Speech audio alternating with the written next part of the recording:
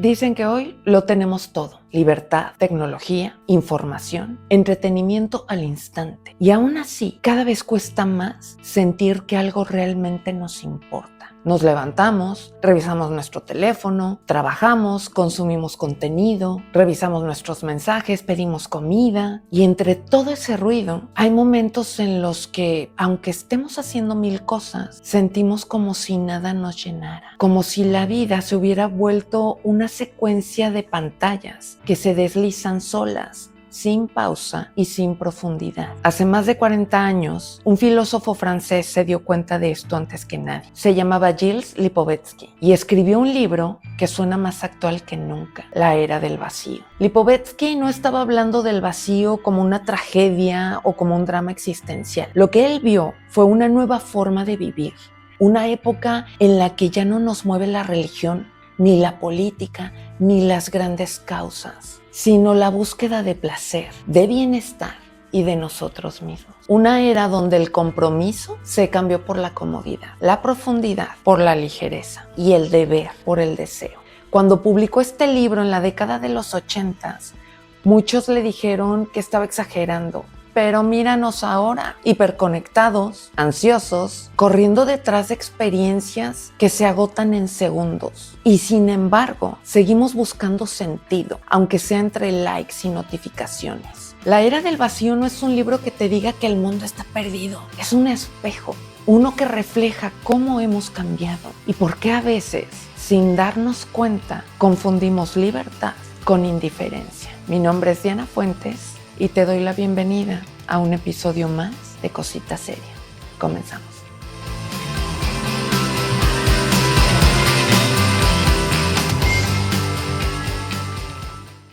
Hubo un tiempo en el que la vida giraba en torno al deber: hacer lo correcto, cumplir con las normas, trabajar duro, sostener una familia, creer en algo más grande que uno mismo.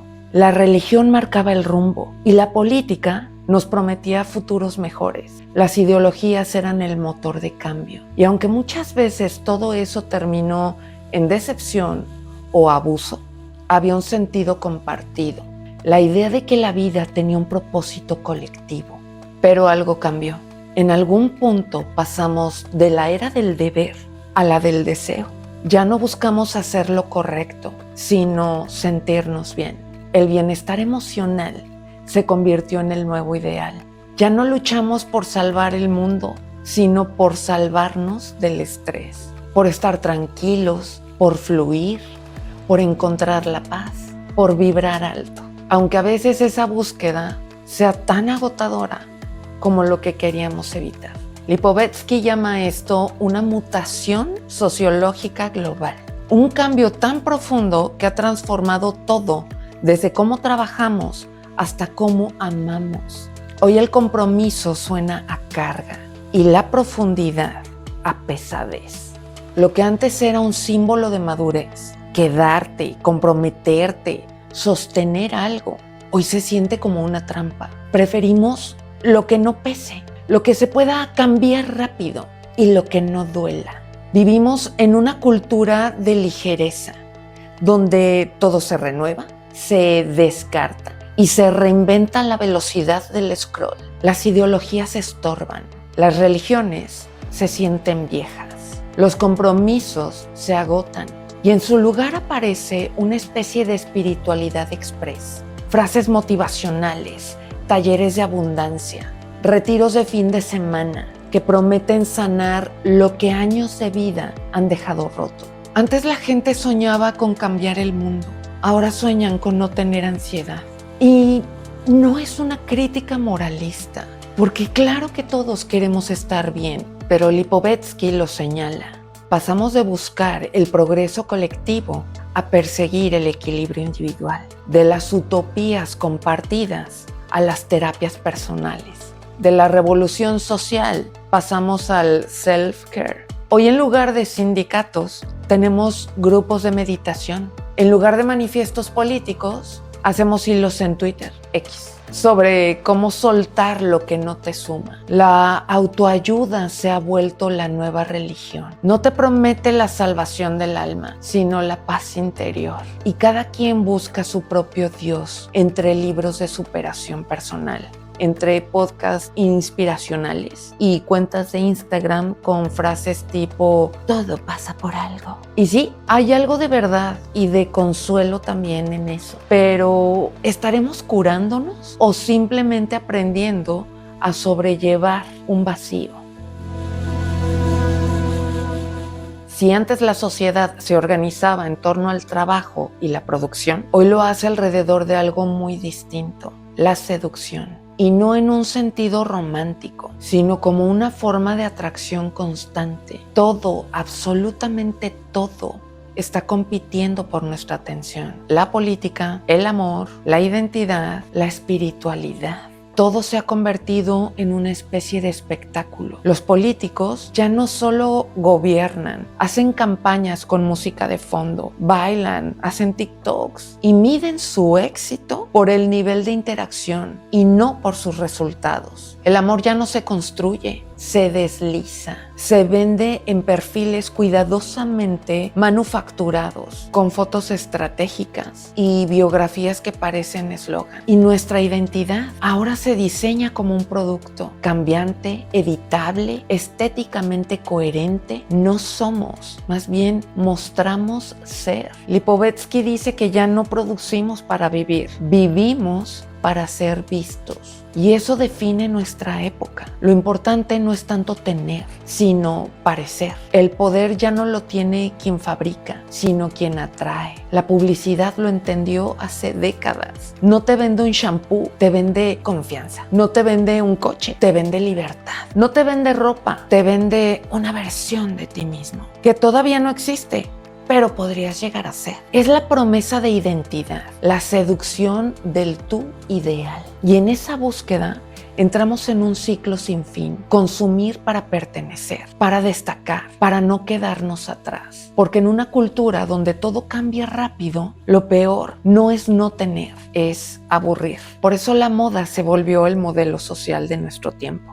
Hay que renovarse constantemente, no repetir, no quedarse fuera del trend. Un algoritmo decide qué nos gusta, qué vemos y a quién seguimos y hasta cómo pensamos. Y nosotros jugamos el juego, Actualizamos, posteamos, filtramos, editamos. No porque seamos falsos, sino porque en esta era la autenticidad también se diseña. Vivimos atrapados en la estética del consumo, donde el valor de las cosas y de las personas depende de nuestra capacidad para llamar la atención. Nos alimentamos de dopamina digital, corazones, notificaciones, validación instantánea. Y aunque lo sabemos, seguimos cayendo, porque cada like, cada comentario, cada nueva compra, cada actualización funciona como un pequeño te veo en medio del ruido. El problema que dice Lipovetsky es que no es el consumo en sí, sino cuando la seducción reemplaza el sentido, cuando todo tiene que ser bonito, rápido, digerible, cuando incluso nuestras causas,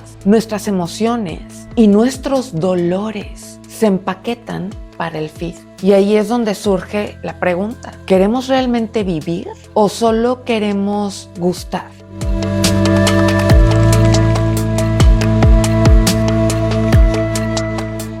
Hay un momento en el que ya nada duele tanto, pero tampoco emociona igual, donde lo que antes nos movía, una causa, una relación, una idea, ahora apenas inspira un leve meh. No porque no tengamos corazón, sino porque estamos cansados. Cansados de sentir demasiado, de decepcionarnos, de creer y de ver cómo las cosas terminan igual. Lipovetsky le llama indiferencia pura, esa sensación de vivir con el volumen emocional bajito, donde todo importa, pero ya nada tanto. Y en cierta forma tiene razón. Ya no creemos en los grandes relatos, en las revoluciones o en las promesas colectivas. Vivimos en una época donde el cinismo parece más sensato que la esperanza. Nos decimos, no, yo ya no me meto en política. Mejor no opino, no me engancho. Cada quien su vida. Y sí, suena maduro, sabio, pero a veces también es una forma elegante de no sentir o de protegerte, de no volver a apostar por algo que podría rompernos de nueva cuenta. Hoy confundimos la calma con la apatía. Decimos que no queremos drama, pero muchas veces lo que no queremos es vincularnos. Preferimos relaciones sin etiqueta, amistades sin compromiso, porque la idea de entregar algo profundo da miedo. Miedo a perder, miedo a no ser correspondidos o a no tener el control. Y entonces empezamos a vivir en modo ahorro. Ahorro de energía, ahorro de fe, ahorro de empatía. Lo justo para no colapsar, pero no lo suficiente para sentirnos vivos. La indiferencia se disfraza de libertad. Decimos que ya no necesitamos de nadie, que ya no creemos en nada, pero en el fondo hay una tristeza que no sabemos nombrar. Una mezcla de hartazgo y vacío, como si hubiéramos visto demasiado, sentido demasiado y el alma nos pidiera una pausa. Y sin embargo, entre tanta distancia emocional, hay momentos breves, pero muy breves, en los que algo nos sacude. Una canción, un mensaje inesperado, alguien que nos mira distinto. Y ahí, por un instante, recordamos que todavía hay algo latiendo adentro, que no todo está anestesiado y que aún somos capaces de sentir. Quizá eso sea lo que Lipovetsky quería decirnos, que esta era del vacío no es ausencia, sino un modo distinto de protegernos del dolor. Nos hicimos livianos para no rompernos, pero en esa ligereza también se nos escapan los vínculos, la profundidad y lo humano. Tal vez el reto no sea volver a sentir con intensidad, sino aprender a no tenerle miedo a la intensidad, a dejar que algo o que alguien nos vuelva a importar de verdad.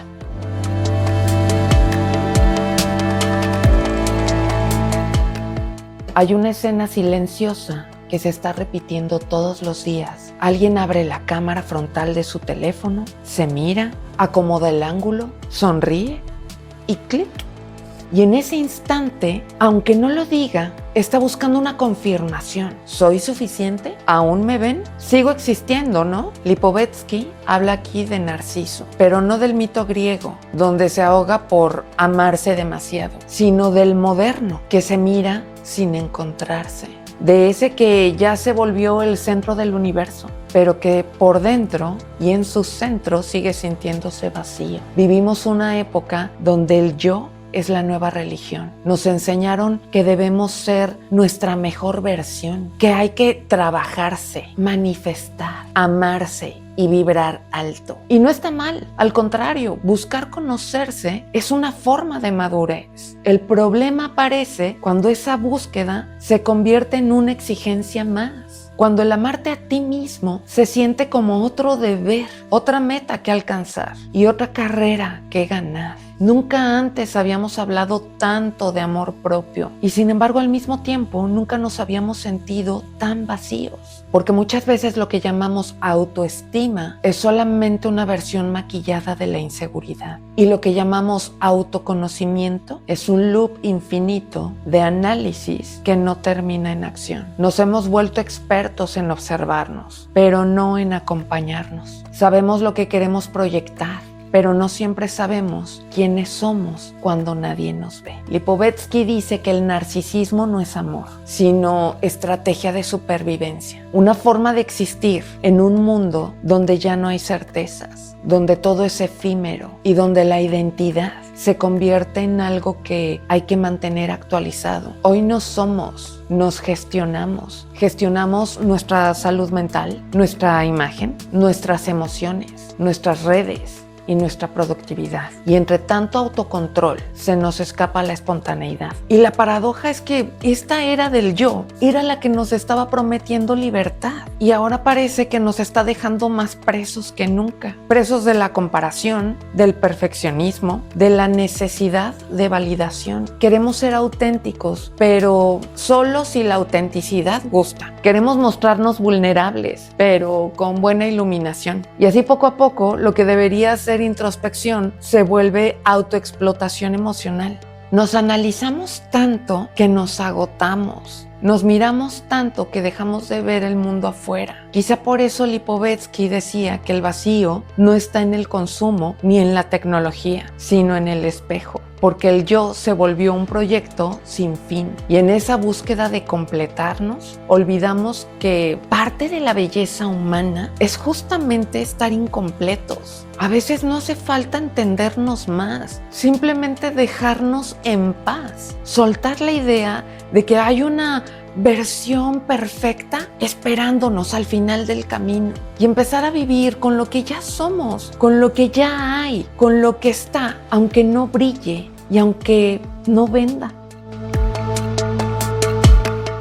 A veces da la impresión de que ya no sabemos sentir en serio. Todo tiene que tener un toque de sarcasmo, una capa de ironía, un meme que suavice el golpe. Nos reímos de todo, de la política, de la tristeza, del amor, de nosotros mismos. Si algo duele, pues al menos que duela riéndonos. Lipovetsky decía que vivimos una sociedad humorística, donde la risa ya no libera, sino que anestesia. El humor se volvió un mecanismo de defensa colectivo. Nos reímos para no llorar. Hacemos chistes para no hablar de lo que de verdad nos pasa. Ironizamos para no comprometernos. Antes el humor servía para rebelarse contra el poder. Ahora sirve para soportarlo. Hacemos memes sobre la crisis, sobre los políticos, sobre la inflación, sobre la salud mental, sobre el fin del mundo. Y claro, nos reímos, pero nada cambia. La broma funciona como una especie de aspirina. Quita el malestar por un rato, pero no cura la raíz. Y en el fondo, reírse se volvió más seguro que sentir. Porque sentir en serio implica mostrarte vulnerable, implica admitir que algo te importa, que algo te duele. Y en esta época de ironía constante, eso es casi ridículo. Si cuentas que te sientes solo o sola, alguien te responde con un sticker. Si dices que estás triste, te recomiendan un podcast o un taller. Si dices que estás en crisis, alguien te suelta un jaja, bienvenido al club. Y claro, todo se disuelve en ese tono medio chistoso, medio resignado, que parece decir, así es la vida, bro. Nos acostumbramos a usar el humor como escudo. Y a veces está bien porque reír sana, pero otras veces reír solo es una forma de seguir evitando lo que nos duele mirar de frente. En esta sociedad humorística, lo profundo se vuelve cursi y lo idealista se vuelve ingenuo. Lo espiritual se vuelve cringe. Entonces, para no quedar fuera, todos aprendemos a ironizar, a decir las cosas en broma, aunque por dentro las pensemos en serio. Y el resultado, una generación entera de gente que se burla de todo, pero que por dentro se muere por creer en algo. Y ahí está la paradoja más triste de todas. Nos reímos para no sentir, pero en el fondo, lo que más necesitamos es sentir algo de verdad.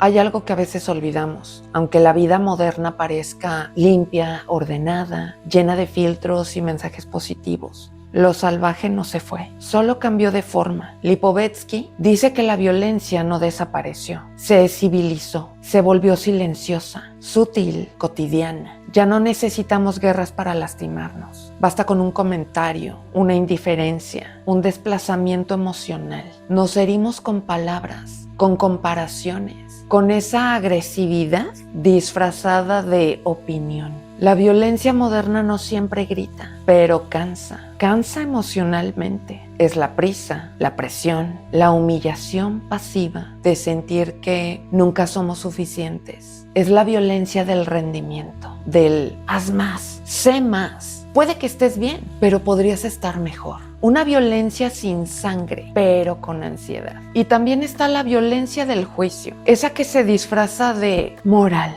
de virtud, de superioridad. Esa que lincha en redes a cualquiera que se equivoque, que señala, que cancela, que exige perfección sin perdón. Y mientras más creemos que evolucionamos, más refinamos nuestras formas de castigar. Vivimos rodeados de violencia simbólica, la de los cuerpos imposibles, la de las metas inalcanzables, la del si no estás creciendo, estás fallando. Nos hemos convertido en nuestros propios verdugos emocionales, corriendo en círculos para alcanzar un ideal que nadie ha visto. Y sin embargo seguimos convencidos de que somos más civilizados, más conscientes y más empáticos. Pero basta mirar alrededor, la forma en la que tratamos al planeta, nuestra impaciencia con la gente que amamos, el egoísmo con nuestro tiempo, la facilidad con la que dejamos de hablarle a alguien por orgullo. Esa violencia sigue ahí, no es primitiva, es elegante.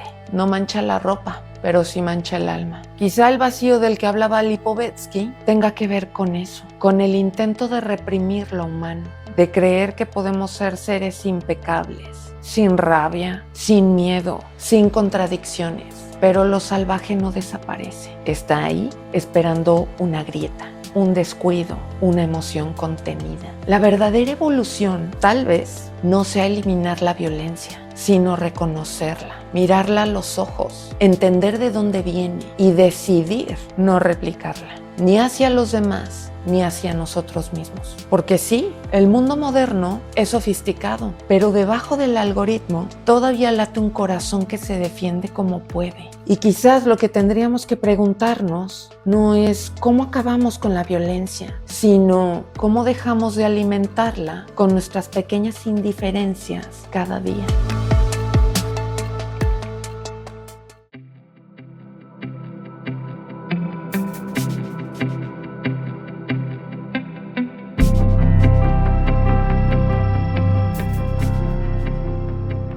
A veces creemos que el vacío está en el mundo, en la gente que ya no se compromete, en la superficialidad de las redes, en la rutina que ya no nos inspira, en la prisa, en el ruido, en los demás.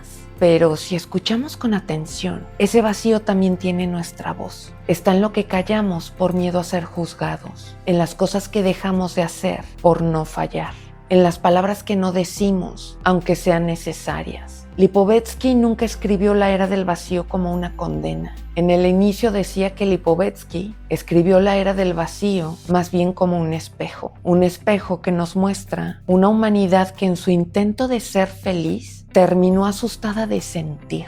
El vacío no es el enemigo, es un espacio, el espacio que queda cuando lo falso se cae, cuando lo que aparentábamos ya no sostiene, cuando el ruido se apaga y nos quedamos solos con nosotros. Y ahí, en ese silencio incómodo, puede comenzar algo distinto, una conversación real, una presencia sincera, una forma de estar en el mundo que no necesite validación constante. Quizá llenar el vacío no se trate de buscar más, sino de quitar lo que sobra, de volver a lo simple, mirar a alguien a los ojos, escuchar sin interrumpir, reír sin miedo, sentir sin filtros. No estamos rotos, estamos saturados. Y tal vez la cura no sea sumar más cosas, sino volver a lo esencial, la conexión, la empatía, el silencio y la ternura. Así que si después de escuchar esto sientes algo raro, una mezcla como de melancolía y alivio, no lo tapes, no lo postees, no lo distraigas, no lo analices. Solo quédate ahí, porque eso que sientes no es vacío, es vida intentando regresar. Mi nombre es Diana Fuentes y te doy las gracias por haberme acompañado en un episodio más de Cosita Seria. Hasta la próxima.